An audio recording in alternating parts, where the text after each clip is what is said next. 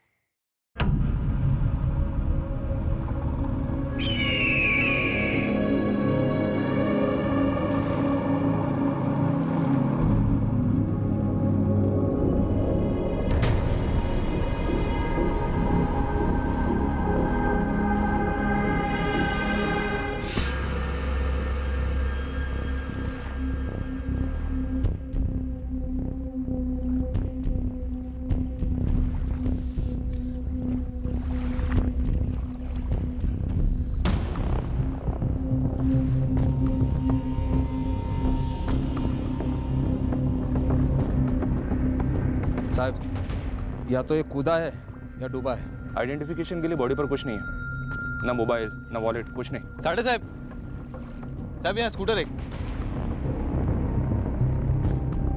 साहब, वहाँ स्कूटर एकदम बराबर से पार्क और चाबी भी लगी हुई इसमें। ये देखिए।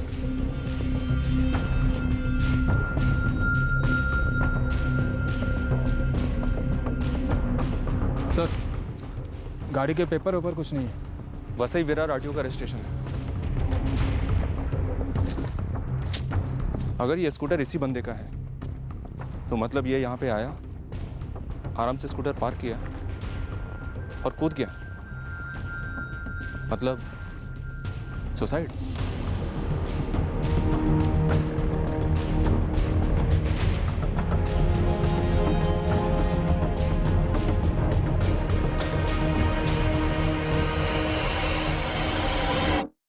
मौत पानी में डूबने से हुई है, इसमें कोई शक नहीं है। कत्ल का केस होने का भी कोई निशान नहीं है, मतलब बॉडी के ऊपर झड़प के कोई निशान नहीं। सुसाइड किया है या फिसल कर गिरा होगा? दोनों संभावना है। शराब पी थी? एक बूंद भी नहीं। और मौत कब हुई होगी? लगभग 36 घंटे से ऊपर हो चुके हैं, मतलब परसों 9 जनवरी को इसकी मौत हुई। और इसकी उम्र? 30 से 35 के बीच में।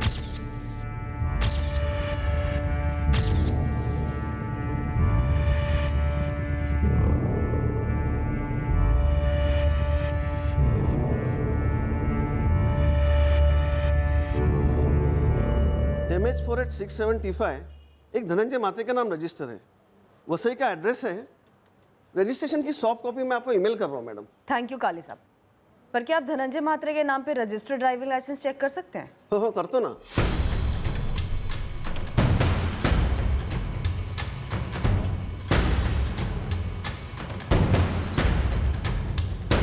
सर, धनंजय मात्रे यही विक्टिम है, वसई का रहने वाला था। काफी जल्दी पहचान हो गई। हेलो, मैं पालगढ़ से सब इंस्पेक्टर शांतनु साठे बोल रहा हूँ। कुछ पता चला क्या धनंजय के बारे में?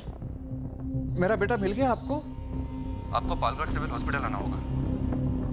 हॉस्पिटल? क्यों, एक्सीडेंट हुआ क्या उसका? क्या हुआ उसे? कल पालगढ़ बोईसर के बीच के एक डैम से उसकी लाश मिली है।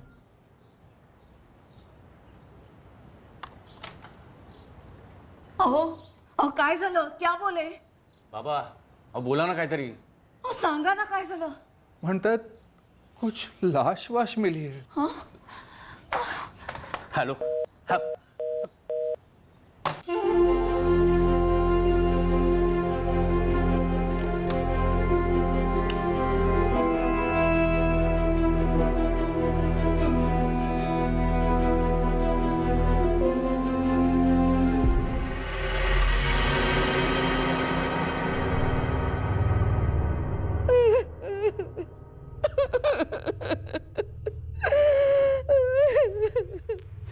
कैसे हुआ सर? पानी में गिरा होगा या आत्महत्या। धनंजय की जेब से हमें कुछ नहीं मिला। स्कूटर बगल में ही पार्क था, उसके नंबर से पता किया हमने। धनंजय कभी भी आत्महत्या नहीं कर सकता, कभी नहीं। शायद इसका पैर फिसला होगा और डैम में गिर गया होगा। धनंजय को तैरना आता था? नहीं आता था। पर क्या वो बच्चा है, पैर फिसल गया और गिर गया? वसई से इतनी दूर पालघर और बोईसर के बीच वाले डैम पर धनंजय क्यों आया होगा? हमें नहीं पता सर। वो 9 तारीख को घर से निकला था। नहीं, ऐसा कोई टेंशन नहीं था। यहाँ पालघर डैम पर किसी के साथ घूमने आया होगा धनंजय? हमें नहीं पता सर। जब 9 जनवरी की रात मेरा भाई फ़ोन नहीं उठा रहा था तब बाबा ने मुझे फ़ोन किया। तुम भी यहाँ वसई में रहते हो मुकुंद? नहीं सर, मैं पुणे रहता हूँ। रात को ही पुणे से निकला और सुबह पहुँचा और हम सब लोग सीधे पुलिस स्टेशन गए। क्या काम करता था धनंजय? उसकी राशन की दुकान है वसई में, अच्छी चल रही थी। ए मंग्या, रजनी मोहिनी को 2 किलो तूर की डाल दे रहे। पैसे बाद में दूं तो चलेगा ना धनंजय? अरे क्या हुई नहीं, ये भी कोई पूछने की बात है? हमने इस मंगेश पाटिल से पूछताछ की। लास्ट टाइम धनंजय को उसी ने देखा था। केशव, इस धनंजय का किसी के साथ कोई पंगा हो, ऐसा कुछ पता चला क्या? क्योंकि उसकी बॉडी पर मर्डर के हमें कोई निशान तो नहीं मिले हैं। एक दिन में हमें कुछ ऐसा पता नहीं चला। धनंजय की दुकान का वो आदमी मंगिया क्या बोला? बोला रोज सुबह 9:30 बजे से शाम 7 बजे तक दुकान खुली रहती, लेकिन उस दिन धनंजय ने दुकान जल्दी बंद की, शाम को 5:30 बजे। ए मंग्या, चल आज दुकान जल्दी बंद करनी है, मुझे जरा काम है। आया भाऊ, आया। चलता भाऊ। हो, तूने पूछा क्यों नहीं कहाँ जा रहा है वो? काका, धनंजय भाऊ सेठ है मेरे, मैं थोड़े ऐसे पूछ सकता हूँ। अभी 11 बज रहे हैं मंगेश। धनंजय का अभी भी फ़ोन नहीं लग रहा है। किससे मिलने जा सकता है वो? मुझे क्या मालूम मुकुंद भाऊ। The number you have called is currently switched off. Please try again later. Thank you. Phone अभी भी बंद आ रहा है। मुझे तो अब चिंता होने लगी है साहब। पहले कभी ऐसे रात भर बाहर आया? कभी नहीं सर। धनंजय बिना बोले ऐसे जाता नहीं है। मंगेश, किसी का फोन आया था उसे? साहब हर रोज अलग अलग कॉल आते हैं, लेकिन हाँ, उस दिन दुकान बंद करने के पहले एक कॉल आया था। हेलो, अभी? हाँ ठीक है, मैं बस 2 मिनट में दुकान बंद करके निकल रहा हूँ। समझो निकल गया। हमने धनंजय के फोन रिकॉर्ड्स मंगवाए हैं, पर अभी तक आए नहीं। उससे पहले आपके थाने से ये खबर आ गई। ठीक है केशव, हम देखते हैं। वैसे इसमें हमें कोई फाउल प्ले लगता तो नहीं है? नहीं सर, धनंजय की शादी नहीं हुई थी। सुबह 9:30 बजे जाता था, शाम को 8 बजे आता था। यही उसका रोज का काम था। कोई टेंशन नहीं थी, सब अच्छा चल रहा था। पर यह सवाल आप मुझे बार बार क्यों पूछ रहे हैं? प्रभाकर जी, क्या आप बता सकते हैं धनंजय का कोई ऐसा दोस्त है जिससे मिलने के लिए धनंजय डैम पर आया हो? नहीं सर, ऐसे किसी को तो नहीं जानते हम। कॉलेज टाइम के उसके दोस्त थे, पर वो बात तो पुरानी है। कोई गर्लफ्रेंड? नहीं, कोई गर्लफ्रेंड नहीं थी। अगर होती तो उसके माँ को पता होता और हम उसे फोन कर चुके होते। धनंजय की बॉडी पर से हमें ऐसा कुछ नहीं मिला है जिससे ये पता चल सके कि धनंजय का पहले मर्डर किया गया, फिर उसकी बॉडी को पानी में फेंक दिया गया, या फिर धनंजय को पानी में धक्का दिया गया और वो इसलिए नहीं बच पाया क्योंकि वो तैरना नहीं जानता था। और अगर ऐसा हुआ भी है तो ये बात भी आप ही बता सकते हैं कि ऐसा कौन है और क्यों कर सकता है, और पक्का वही है जिससे मिलने के लिए धनंजय डैम पर आया हो? नहीं सर, ऐसा तो हम किसी को नहीं जानते। सबके साथ दोस्ती थी उसकी। आप किसी से भी पूछ लो, हर कोई उसके बारे में अच्छा ही बोलेगा। फिर ऐसा कौन है जिसने उसे धक्का दे दिया? और आप लोग आत्महत्या तो बोलो ही मत। ऐसे कैसे उसका पैर फिसल सकता है? मैं कह रहा हूं सर, ये हत्या है, हत्या। Sir, Prabhakar ji body claim करने से मना कर रहे हैं। कह रहे हैं पहले मर्डर की एफआईआर दर्ज करो। कैसा ब्लैकमेल है? मर्डर तो किसी एंगल से नहीं लग रहा है। सर, मीडिया में भी बातें फैल रही हैं। फैलने दो, जो फैक्ट है सो है, तो हम क्या कर सकते हैं? सर, धनंजय के भाई मुकुंद से बात करते हैं। वो थोड़ा सुलझा हुआ लग रहा था। प्रभाकर जी को धक्का लगा। एक काम करते हैं सर, मुकुंद से धनंजय की बेसिक बैकग्राउंड चेक करते हैं, उसके बाद बोल देंगे। कर ले बॉडी क्लेम। ठीक है, बात करो साथ। प्रियंका, वसई पुलिस स्टेशन से धनंजय के फोन रिकॉर्ड्स पर फॉलो अप करो। Okay sir. ये बंदा खुद स्कूटर चला कर गया है दुकान, बाकायदा स्कूटर पार्क किया है डैम के पास। क्लियर है कि सुसाइड है। एक और भी बात है सर, सुसाइड करने वाला सुसाइड नोट छोटा है, कम से कम वो अपनी पहचान तो नहीं छुपाता है। पर यहाँ इस बंदे की बॉडी पर कोई निशान नहीं है और उसने जो स्कूटर छोड़ा उसमें पेपर्स भी नहीं थे। केस को इस मोड़ पर आत्महत्या या एक्सीडेंटल डेथ के अलावा कुछ और समझने की कोई गुंजाइश नहीं दिखी थी। पर जैसे जैसे तहकीकात बढ़ती गई, इस केस के असली रंग उभरने लगे, अजीबोगरीब हकीकतें सामने आने लगी।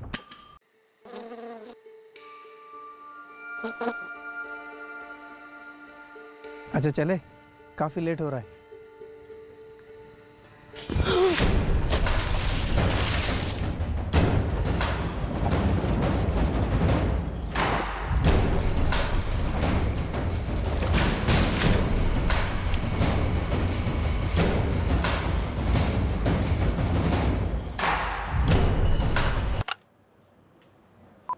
The number you have called is currently switched off. Dhananjay को एकांत पसंद था। वो अक्सर ऐसी जगहों पर टहलने जाता था। कहाँ कहाँ जाता था वो नहीं पता सर। धनंजय 32 साल का था, तो उसका शादी ना करने के पीछे कोई खास कारण?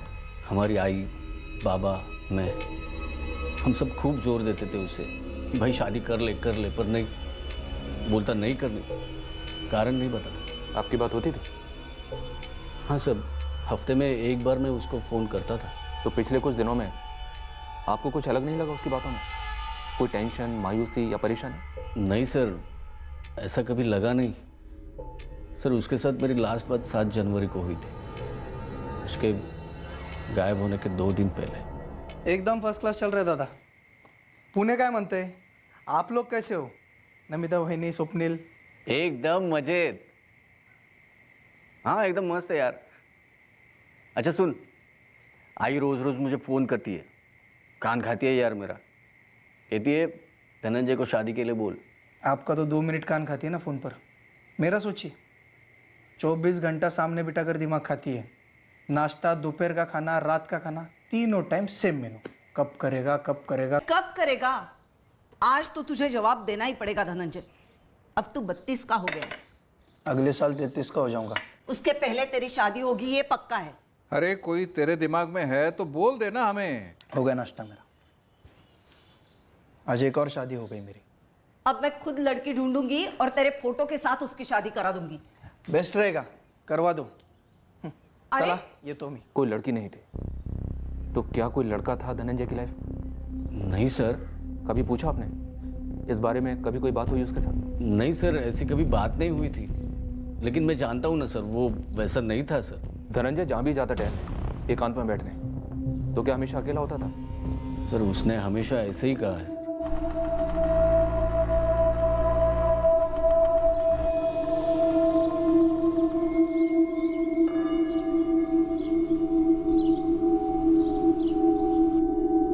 मर्डर है ये बोलने के पीछे कोई ठोस कारण है आप लोगों के पास? बाबा को ऐसे लगता है सर, मुझे भी ऐसा ही लग रहा था, लेकिन अभी ऐसा लगने लगा कि शायद सुसाइड कर लिया हो। उसे कुछ सता रहा हो जो उसने हमसे कभी शेयर नहीं किया।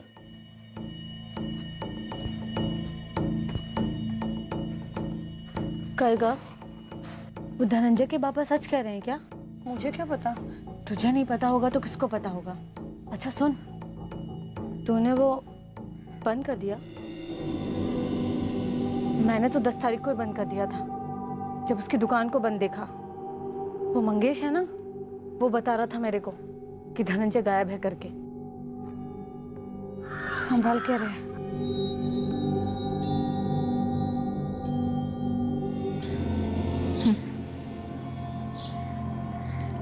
क्या पूछा पुलिस वालों ने? ऐसे ही, कुछ खास नहीं। पापा ढिंडोरा पीट रहे हर जगह कि कत्ल किया है किसी ने, सुसाइड नहीं है। पापा को कुछ बोल दिया है क्या पुलिस वालों ने अलग से, जो शायद हमें पता नहीं? सर, जिस नंबर से धनंजय को लास्ट कॉल आई थी, वो नंबर उसी के नाम और एड्रेस पे रजिस्टर्ड है। ये देखिए। धनंजय कॉलिंग धनंजय। हेलो। कहीं ऐसा तो नहीं कि ये धनंजय झूठ झूठ में बात कर रहा था मंगेश के सामने, क्योंकि लोकेशन भी सेम है। और वही सलटा हुआ है। पर वो ऐसा नाटक क्यों करेगा प्रियंका? वो भी अपने एक मुलाजिम के सामने। पहले केस साफ साफ अकस्मात डूबने या फिर सुसाइड का लग रहा था, लेकिन अब सुसाइड की तरफ वाला पड़ला भारी है। इसे चैलेंज करता कुछ और सामने आया? सर, गुरु खबरियन टीम ने पहली रिपोर्ट पेश की है। कोई लफड़ा सामने नहीं आया है धनंजय महात्रे का, सीधा बंदा मालूम होता है। बस एक ही परेशानी थी माँ बाप को सर, कि धनंजय शादी नहीं कर रहा था। पर उसके बड़े भाई मुकुंद ने इस बात से भी रूल आउट नहीं किया सर कि कोई तो बात थी जो शायद धनंजय को परेशान कर रही थी। साढ़े धनंजय के फादर को फोन करो, उनसे कहो कि उनके डाउट के चलते हमने सेकंड पोस्टमार्टम करवाया, लेकिन उससे भी हमें ऐसा कोई अंदेशा नहीं मिला है कि धनंजय का मर्डर हुआ हो। पूरे चांसेस हैं कि सुसाइड हो। इंस्पेक्टर राउत, पालघर थाना। नमस्कार साहब, वसई थाने से कांस्टेबल गोविंद चौहान बोलते हैं। साहब, ये धनंजय मात्रे टेढ़ा आदमी था, ऐसा मुझे पता चला था। किस बारे में? सर, मेरे चाली में उमेश अहिरे रहता है, दोस्त है। कुछ 2 महीने पहले वो शिकायत लेकर आया था इस धनंजय के खिलाफ। क्या शिकायत थी गोविंद? साहब, ये धनंजय सामने से अलग था और पीछे से बिल्कुल अलग। कमीना साला कुतरिया। अरे हुआ क्या वो तो बोल। साले ने मेरी घरवाली पे हाथ डाला रे। क्या बात कर रहा है तू? और नहीं तो क्या, ऊपर से वो लीचड़ क्या बोलता है मालूम है? हे, काय करतो से? अरे दोस्ती का हाथ बढ़ा रहा हूँ। देख, तू महीने में 1500 का सामान लेती है ना, वो मैं तुझे 750 में दे सकता हूँ। बदले में 3 बार मेरे साथ बैठ, और अगर जमी तो और सस्ते में दूंगा। सुन,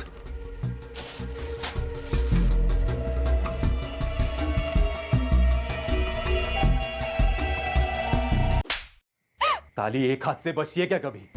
साली पल्लू गिरा होगा तूने उसके सामने। मैं पल्लू गिराई?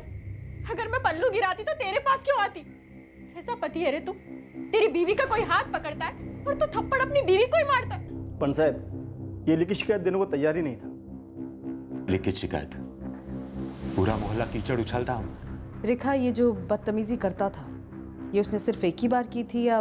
पहली बार हाथ मारने के बाद बार बार हाथ मारा कुत्ते ने। लेकिन मैडम, मेरी मजबूरी भी थी, दूर दूर तक और कोई राशन की दुकान भी नहीं थी। तो जब ये हाथ मारता तो बोलता क्या था? हर हाथ मारने वाले का इरादा एक ही होता है ना साहिब। हमें क्या लिखित में लिख कर दूं कि वो मेरे साथ सोना चाहता था? धनंजय तैरना नहीं जानता था, ये बात तुझे मालूम थी ना? काय साहब? ये कि धनंजय मात्रे को तैरना नहीं आता है, ये बात तू जानता था। तूने शिकायत दर्ज करने, अदालत में उसे सजा दिलवाने के बजाय डैम में सीधा धक्का दे दिया। अगर उसे मारना ही होता तो धक्का क्यों मारता? सीधा गला काट देता उसका। इनके पास शिकायत करने क्यों आता? साहब, धनंजय को पक्का किसी ने मारा होगा। यहाँ एक ये हरकत सामने से आई है, और ऐसा आसपास की कई औरतों के साथ भी हुआ होगा।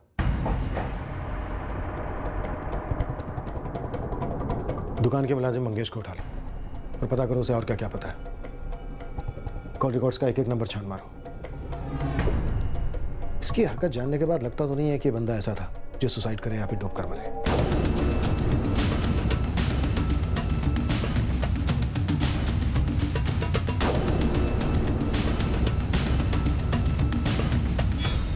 मैं मामूली नौकर था साहब, मुझे सब नहीं पता। धनंजय के नाम और पते पर जो दूसरा सिम है, जिससे धनंजय को फोन आया था 9 जनवरी की शाम को 5:30 बजे, वो फोन तूने किया था ना? नहीं साहब, मेरा अपना नंबर है और मैंने कोई गलत काम नहीं किया साहब। तेरे मालिक ने थोके हिसाब से गलत काम किया है? साहब, मुझे सिर्फ हेमांगी मालूम है। कौन है मांगी? अब वो यहाँ रहती है नहीं रहती वो सब पता नहीं साहब। मंगेश, साफ बोल। 1 महीना पहले की बात होगी साहब। धनंजय बहू को फोन पे धमकी दे रही थी। सुन हेमांगी, ये सुसाइड विसाइड की धमकी मुझे मत दे, समझी ना? ये सुसाइड की धमकी मैं भी तुझे दे सकता हूँ, ठीक है? ये ब्लैकमेलिंग का चक्कर छोड़ दे, रख फोन।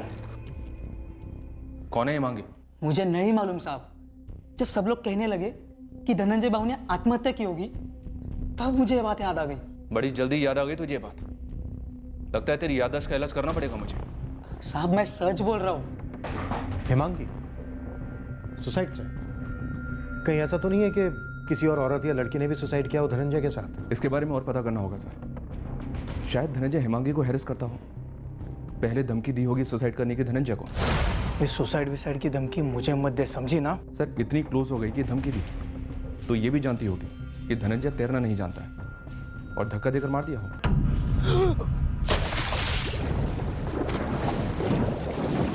और शायद उसने भी खुदकुशी कर ली हो। पर वहां से बॉडी तो हमें एक ही मिली है, वो भी धनंजय की। ये भी हो सकता है कि सुसाइड की धमकी देकर धनंजय को वहां बुलाया गया हो और फिर धनंजय को धक्का दे दिया हो। सर एक काम करो, धनंजय की फैमिली से पता करो हेमांगी के बारे में। हेमांगी? अब हेमांगी का धनंजय से क्या लेना देना? तो पहले कुछ था क्या? और ये हेमांगी कौन है? हेमांगी से धनंजय की शादी की बात चल रही थी। आगे चलकर धनंजय ने उसे मना कर दिया था। तो ये बात आपने हमें पहले क्यों नहीं बताई? इसमें बताने जैसा क्या था? शायद आपके बेटे की मौत का कारण हो सकता है। हो सकता है कि धनंजय ने हेमांगी के साथ कोई भद्दी हरकत की हो, जैसी वो दूसरी औरतों के साथ करता था। देखिए, आप धनंजय के बारे में कुछ भी मत बोलिए। आप कातिल को पकड़ नहीं पा रहे, या तो जानबूझ के उसे पकड़ नहीं रहे, और ऊपर से मेरे बेटे के बारे में मनगढ़ंत कहानियां बोल रहे, उसे बदनाम कर रहे हो। धनंजय का अतीत उमड़कर वो हकीकत बयान कर रहा है जो शायद आप लोगों से भी गुप्त रखी गई थी। और एक बात, आपका शक अब हमारा शक भी है। हो सकता है कि ये सुसाइड नहीं मर्डर हो। हेमांगी मेरी रिश्तेदार है, मैंने ही बात चलाई थी, लेकिन अब हेमांगी का उसके साथ कोई भी ताल्लुक नहीं था। हेमांगी का एड्रेस और फोन नंबर लिख कर दीजिए, हम हेमांगी से ही पूछेंगे। उसकी शादी तय हो चुकी है, अगले महीने का ही मुहूर्त है, और उस सब के बीच ये सब। सर, हम सब धनंजय का घर बसा देखना चाहते थे। 3 महीने तक बात चली, उसके बाद धनंजय ने मना कर दिया। इस बात को सर अब 6 महीने हो गए। मुकुंद, धनंजय का ना बहुत बड़ा पिटारा खुल रहा है, राशन के बदले शोषण वाला मामला भी। और अभी पता चला है कि हेमांगी ने धनंजय को सुसाइड करने की धमकी दे दी। बनता है हेमांगी से एक बार पूछना तो बनता है कि माजरा क्या था।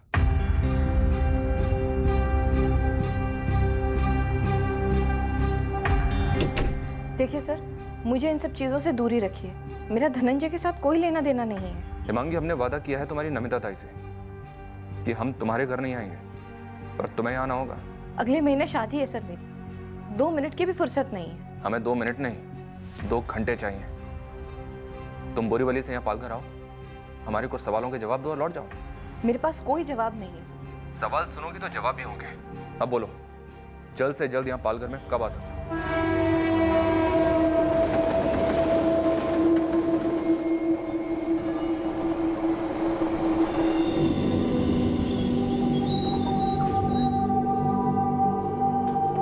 बाबा भी ना, क्या जरूरत थी ऐसे अड़ियल पने की?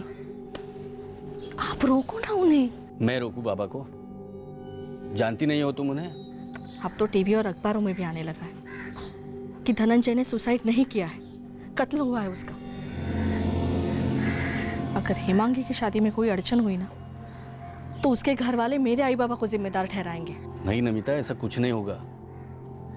हेमांगी मंजी हुई लड़की है। धनंजय म्हात्रे सुसाईड केस मुळात सुसाईड नसण्याची बातमी येत आहे। ही केस हत्येची असण्याची संभावना दिसून येते। पुलिस ने अभी तक कोई बयान जारी नहीं किया है, लेकिन इस बारे में हमारे सूत्रों से पता चला है कि हत्याकांड के कुछ सुराग पुलिस के हाथ लग चुके हैं।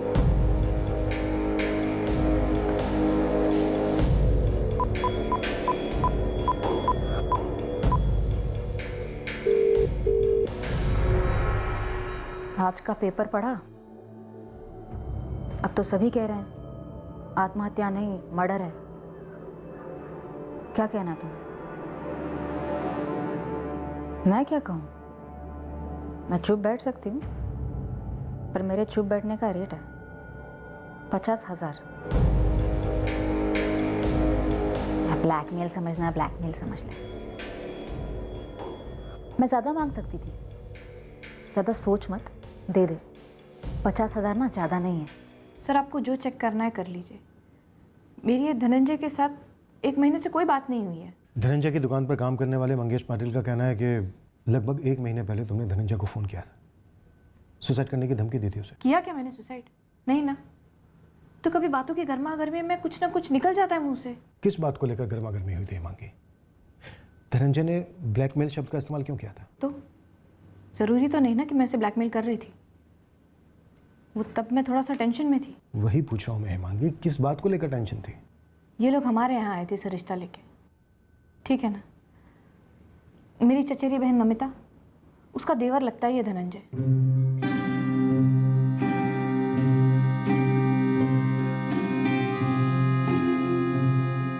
झूठ नहीं बोलूंगी, पहली नजर में एक दूसरे को पसंद किया हमने। उसने शादी को हाँ कहा, उसके बाद ही हम कई बार मिले। हमारे बीच प्यार बढ़ने लगा था। ऐसा लग रहा था सब कुछ सही जा रहा है, और मुझे कोई अंदाजा नहीं था कि उसके मन में क्या चल रहा है, क्या बदल रहा है। फिर अचानक से बोला नहीं करनी शादी। तो तुमने उसे सुसाइड करने की धमकी दी? मैं उसके साथ सो चुकी थी। उसने मेरा इस्तेमाल कर लिया था। गुस्से में आके एक दिन बस मैंने उसे फ़ोन किया, धमकी दी कि मैं आत्महत्या कर लूँगी। जो उसने की, या शायद कत्ल हुआ उसका? दोनों में मेरा कोई हाथ नहीं है सर। और ये ऐसे धनंजय जैसे फालतू आदमी के लिए मैं अपनी ज़िंदगी ख़राब करूँ? तुम्हें पता था धनंजय को तैरना नहीं आता? मुझे सिर्फ इतना पता है कि वो मेरे साथ सोना चाहता था, और बस यही इकलौता मकसद था उसका। मैं बेवकूफ थी, प्यार कर बैठी। जी मैम, पहला नंबर धनंजय मात्रे के नाम पर है, प्रीपेड है। एड्रेस भी वही है? बिल्कुल मैडम। और बाकी जो 4 नंबर है सेम टू सेम, वही नाम वही एड्रेस। एक आदमी के नाम पे 5-5 सिम? आजकल तो आम हो चला है मैडम, 8-10 सिम वाले कितने कस्टमर हैं। सर, धनंजय के आई बाबा, भाई भाभी, असिस्टेंट मंगेश और इस हिमांगी के अलावा जितने भी कॉल्स आए गए धनंजय को, वो सारे उसके खुद के नंबर्स थे। ये सारे, और ये सभी नंबर्स 10 जनवरी से स्विच ऑफ हैं। ये हो क्या रहा है? Dhananjay calling, Dhananjay calling, Dhananjay calling, Dhananjay calling, Dhananjay calling, Dhananjay.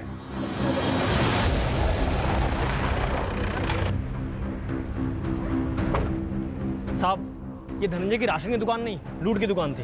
ये लालजी वहाँ डिलीवरी करता था। लालजी बोल। सस्का साहब जी। हाँ जी साहब जी, वो हमारी सांठगांठ थी धनंजय भाई के साथ। झोल क्या था लालजी? साहब जी, वो सरकारी डिपो से राशन का सामान लेकर निकलता था और धनंजय भाई की राशन की दुकान पे आता ही नहीं था।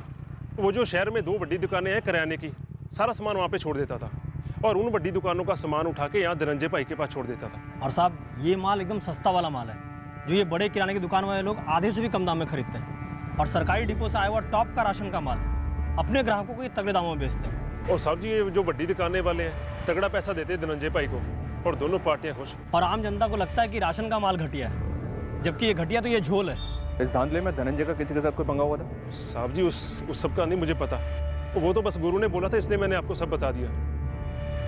अब तो धनंजय भाई भी नहीं रहे। लालजी, राशन डिपो का कोई बड़ा अफसर शामिल है इस झोल में? साहब जी, अब अफसरों का मुझे क्या पता, उनका तो आप ही जाने।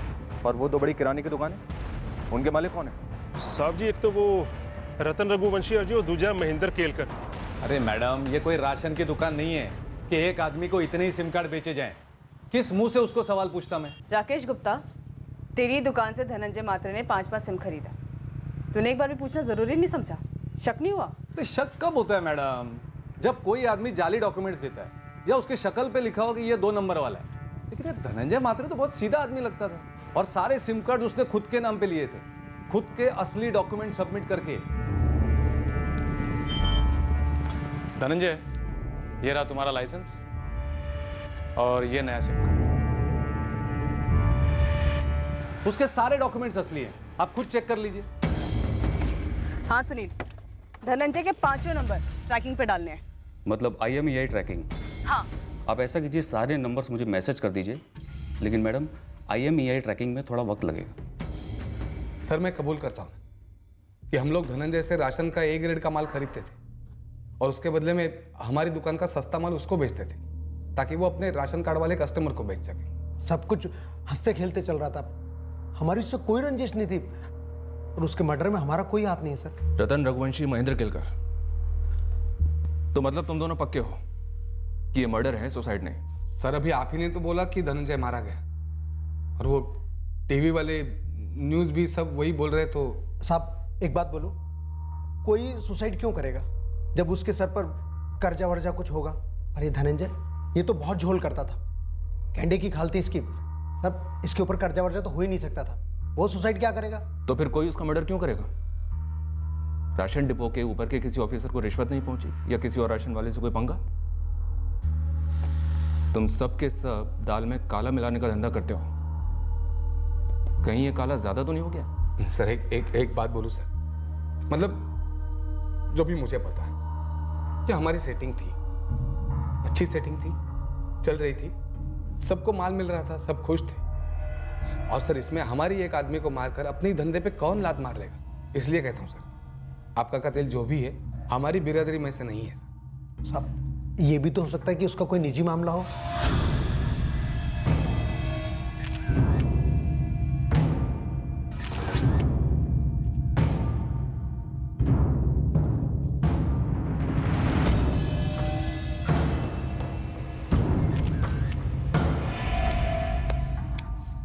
ये थर्ड रेट माल सरकारी डिपो का नहीं है, सारा जब्त कर लिया है। अमरीश जी, ऐसा गोरख धंधा सरेआम चलाने के लिए आपके राशन के ऑफिस में से किसी की मिलीभगत तो रही होगी? महीने के महीने पैकेट भी आता होगा। तो ढूंढिए और पकड़िए ऐसे अफसर को जो पैकेट लेता था। पर इस एरिया की राशन की दुकानों का निरीक्षण, उनकी देखरेख तो आपके जिम्मे है ना? तो क्या आप जानते हैं कि हमारी इंस्पेक्शन का शेड्यूल इन लोगों के पास पहले पहुंच जाता है, और जब हम पहुंचते हैं निरीक्षण के लिए तो सब सही सही सामने रखा जाता है। फिर भी आपको लगता है कि हम इसमें शामिल हैं तो सबूत पेश कीजिए, गिरफ्तार कर लीजिए। अब हमारे सामने धनंजय मात्रे की कई काली करतूतों का चिट्ठा खुला पड़ा था, पर इनमें से कौन सी काली करतूत उसकी मौत के लिए जिम्मेदार थी, ये अभी स्पष्ट नहीं था।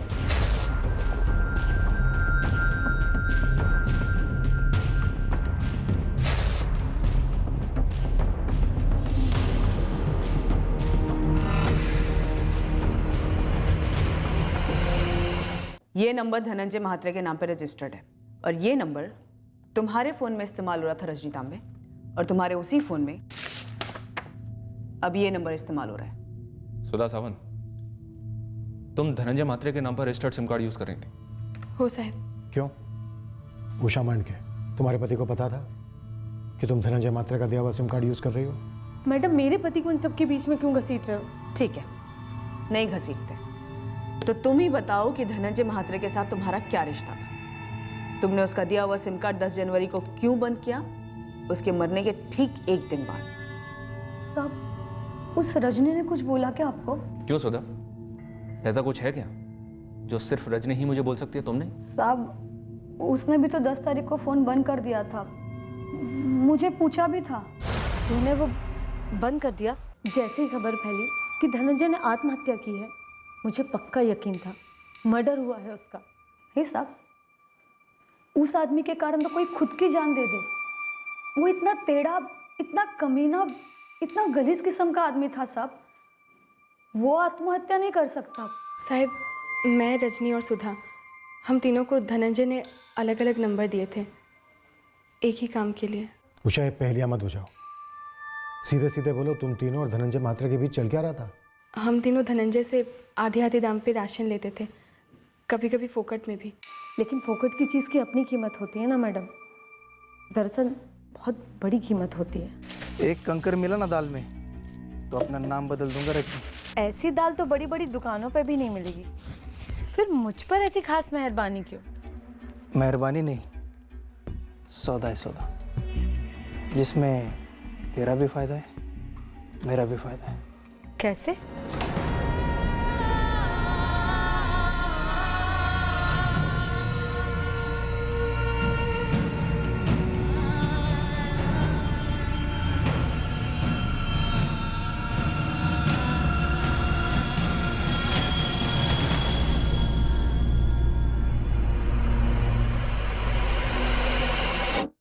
बस सिम कार्ड इसी के लिए दिया था, फोकट का राशन बदले में बदन।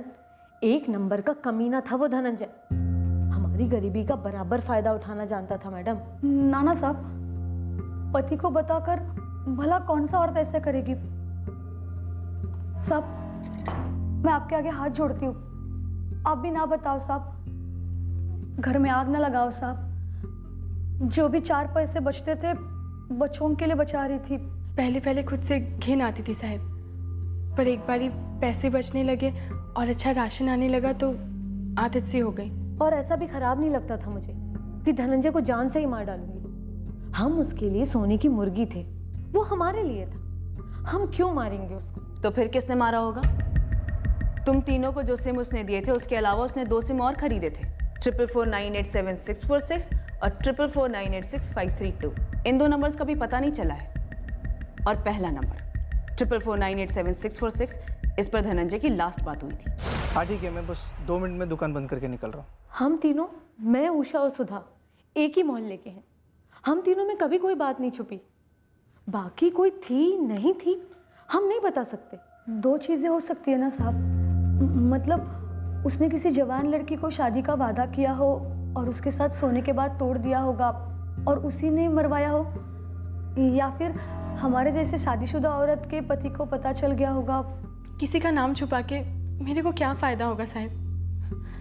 अब तो मेरे पैसे बचने भी बंद हो गए और राशन आना भी बंद हो गया। वो मर चुके हैं। साहब मारो मत। इतने गोरख धंधे चल रहे थे उस राशन की दुकान में, पर तूने ना कुछ देखा और ना सुना। अंधा बहरा था या होना चाहता है? बोल। मैं सच बोल रहा हूँ, मैं वहाँ सिर्फ और सिर्फ काम करता था और ये सब सुनकर मेरा भेजा चकरा गया साहब। अब तेरा भेजा खोपड़ी फोड़कर बाहर निकलेगा साले। इतना सब कुछ चलता रहा उस राशन की दुकान में, पर तूने कुछ नहीं सुना। तेरा सेठ 3 या शायद उससे ज्यादा औरतों के साथ सोता था, पर तूने कुछ नहीं सुना और कुछ नहीं देखा। साहब अब मैं 2 और 2 जोड़ रहा हूँ। अब मुझे समझ में आ रहा है कि एक टाइम के बाद सेठ उषा ताई, सुधा ताई और रजनी ताई से पैसे क्यों नहीं लेता था। और कितनी ताई थी बे जिनसे तेरा सेठ पैसा नहीं लेता था? साहब नहीं मालूम, कोई दिमाग में नहीं आ रहा साहब। किसके पति ने मार डाला धनंजय को? बोल। साहब मुझे कुछ भी नहीं मालूम साहब। तेरा भी चक्कर चलता था क्या उन औरतों के साथ? कहीं तू नहीं तो नहीं मार डाला अपने सेठ को? कुछ भी मत बोलो साहब, मैं ऐसा कैसे कर सकता है? सेठ था वो मेरा।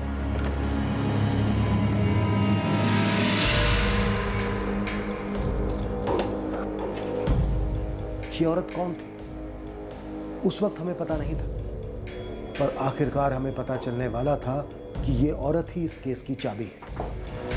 अरे आप कहाँ चल दिए? ऑफिस का काम है थोड़ा, इतने दिन से गया नहीं ना। कुछ फाइल्स है उसके बारे में संजय को बताना था, हेड ऑफिस पहुंचाने के लिए। लेकिन इस वक्त? अर्जेंट है।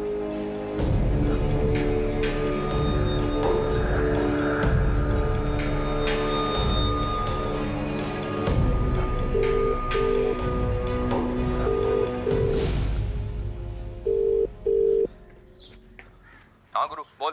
साहब मेरे बंदों ने पूरा वसई विरार छान मारा। ऐसा कोई लॉज नहीं है जहाँ धनंजय औरतों को लेके नहीं जाता है, और हर लॉज में अलग अलग औरतों को लेके जाता है। कुछ ठोस सीसीटीवी या कुछ और? साहब यहाँ वसई बीच के पास एक लॉज है, एके लॉज। 8 तारीख को ये धनंजय एक औरत को लेके आया था। वहाँ रजिस्टर में नाम लिखा हुआ है उर्मिला जगताप।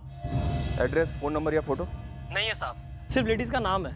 और ये नाम सही लग रहा है क्योंकि बाकी जो 3 औरतें हैं, रजनी, सुधा, उषा, इन तीनों के नाम जैसे हैं वैसा ये लिखता था हर लॉज के रजिस्टर में। मैंने ये रजिस्टर खुद चेक किए साहब, ये उर्मिला जगताप फर्जी नाम नहीं हो सकता। अगर उर्मिला जगताप वाकई में है तो जैसे भी हो हर हाल में ही हमारे हाथ लगने ही चाहिए। अब तो लग रहा है ये ना एक्सीडेंट केस है और ना ही सुसाइड। दूसरा जरूर है इसके पीछे, और जो भी है उसे सामने लाते हैं। हम उर्मिला जगताप के पीछे हाथ धोकर पड़े थे, पर तब हमें मालूम नहीं था कि हम सही लीड फॉलो कर रहे हैं या नहीं। क्या हमें इस खोज से कुछ और मिलने वाला था जो उषा, रजनी, सुधा से नहीं पता चला था? उर्मिला जगताप? हाँ, किसी ने बोला कि आपको शायद पता है उर्मिला जगताप के बारे में। हमारे गणेश नगर में एक उर्मिला नाम की औरत रहती तो है, पर उसका सरनेम जगताप है ये नहीं पता। उसके घर का नंबर? वो तो मुझे नहीं पता। हाँ, लेकिन गणेश नगर में एक एस्टेट एजेंट है अर्जुन पवार, आप उससे पूछो, उसको सबके बारे में सब कुछ पता है।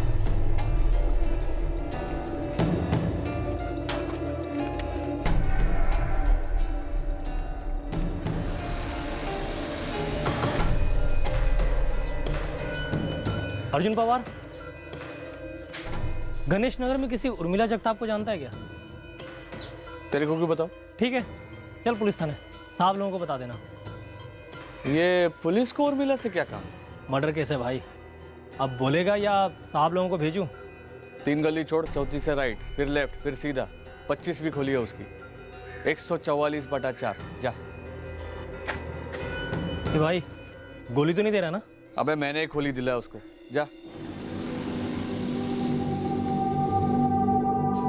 ये उर्मिला जगताप यही है? हो कि परसों ही घर खाली करके निकल गई। किधर निकल गई? मुझे पता नहीं, लेकिन एक औरत आई थी, वो चाबी देके चली गई। ये लो ताई। अरे ऐसे कैसे बिना बोले चली गई उर्मिला? खुद चाबी देने को भी नहीं आई, तुझे भेज दिया। तू कौन है? मेरा नाम जानवी है ताई। उसने मुझे भी कुछ नहीं बताया, कुछ अर्जेंट निकल आया होगा। मेरे को बोली कि जाके चाबी सरस्वती ताई को दे के आ। मैं आ गई देने। The number you have called is currently switched off. Please try again later. Thank you. Saraswati ताई, इस एग्रीमेंट में उर्मिला का कोई और एड्रेस है नहीं और ये मोबाइल नंबर भी स्विच ऑफ बता रहा है। मेरे को क्या मालूम? देखो ये लड़की को है ना, उर्मिला को अर्जुन लेके आया था और ये एग्रीमेंट सब कुछ अर्जुन देखता है। उसको जाके पूछो आप। अच्छा, ये जो औरत चाबी लेके आई थी जानवी, वो कहाँ रहती है? मुझे नहीं पता, मैं नहीं जानती उसे। साहब कुछ तो झोल है। ये तीनों रजनी, सुधा, उषा आपके हाथ लग गई, लेकिन ये उर्मिला, ये रफू चक्कर होगी। सर उर्मिला का फोन स्विच ऑफ है। कॉल रिकॉर्ड मंगाया और फोन को ट्रैकिंग पे डाल दिया है। गुरु, उस औरत जानवी का क्या हुआ? मकान मालकिन सरस्वती ताई को तो उसके बारे में नहीं पता है। मैं एक काम करता हूँ, मैं इस स्टेट एजेंट अर्जुन पवार के पीछे पड़ जाता हूँ, उसे पता होगा इस जानवी के बारे में। निकल गुरु, ताबड़तोड़। जी सर। सर, ये धनंजय इतने लफड़े पाल रहा था और इसके घर वालों को कोई खबर तक नहीं थी? सर शायद खबर थी, बस हमें खबर नहीं थी। जैसे हिमांगी के बारे में भी चुप रहे। मर्डर में अगर फैमिली इन्वॉल्व होती तो मर्डर के अगले दिन बिल्कुल क्यों मुझे आया होता? चुप नहीं रहती। मुश्किल है यकीन करना ये धनंजय की सच्चाई, लेकिन जो है सो है। बाबा, कुछ भी हो, कोई भी काम हो, मैं बस एक फोन कॉल दूर हूं।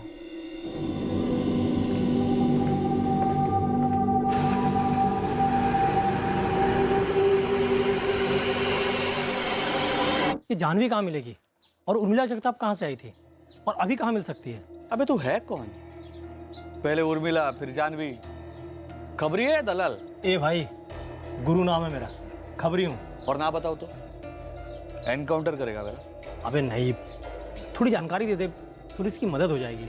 नहीं पता मेरे को उर्मिला कहाँ से है। ये जानवी फानवी कल तू उठ के मेरे को पूछेगा उर्मिला का बाप कोण, आई कोण, बहीण कोण, भाऊ कोण, कशाला उगाच डोक्याला टाप? नहीं मालूम मेरे को। या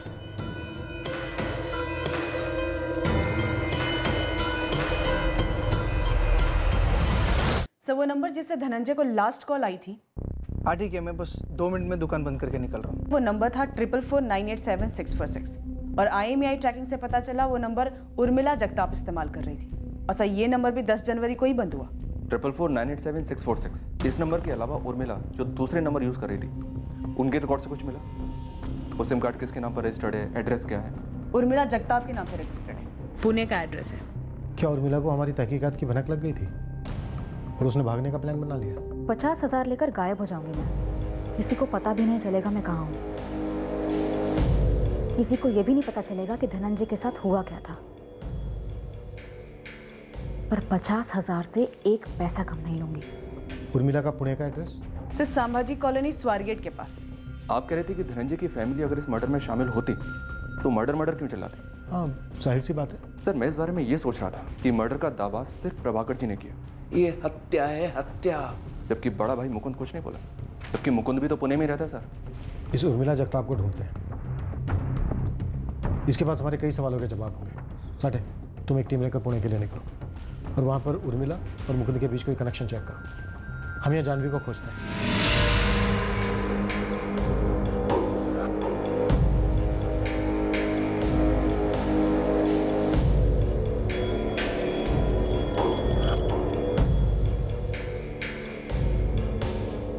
इस केस में मुजरिम का हर कदम एक सोची समझी चाल थी, पर उनके 2 कदम बाकी कदमों से मिले नहीं और 2 चालें गलत चली गई। एक थी धनंजय की मौत की चाल, आत्महत्या या डूबकर मरने की संभावना नहीं बन पाई, केस कत्ल का साबित हुआ। हमें लगा हकीकत हमें उर्मिला जगताप से मिलेगी और शायद जानवी की कहानी हमें उर्मिला तक ले जाएगी, लेकिन उर्मिला कहाँ थी? उर्मिला का क्या ताल्लुक था इस केस से? उर्मिला वाले मामले में भी साजिशकर्ता की एक चाल गलत होने वाली थी। अब तक की हमारी इन्वेस्टिगेशन में जैसा धनंजय का चरित्र उभर कर आया, ठीक वैसा ही एक और किरदार हमारे सामने आने वाला था, जिसका बर्ताव बिल्कुल धनंजय से मिलता जुलता था। इस केस में अब हमारी शक की सुई धनंजय के बड़े भाई मुकुंद पर टिक रही। कल हम इस केस का खुलासा करेंगे, इस कहानी का शेष भाग पेश करेंगे। क्राइम पेट्रोल सतर्क। जय हिंद।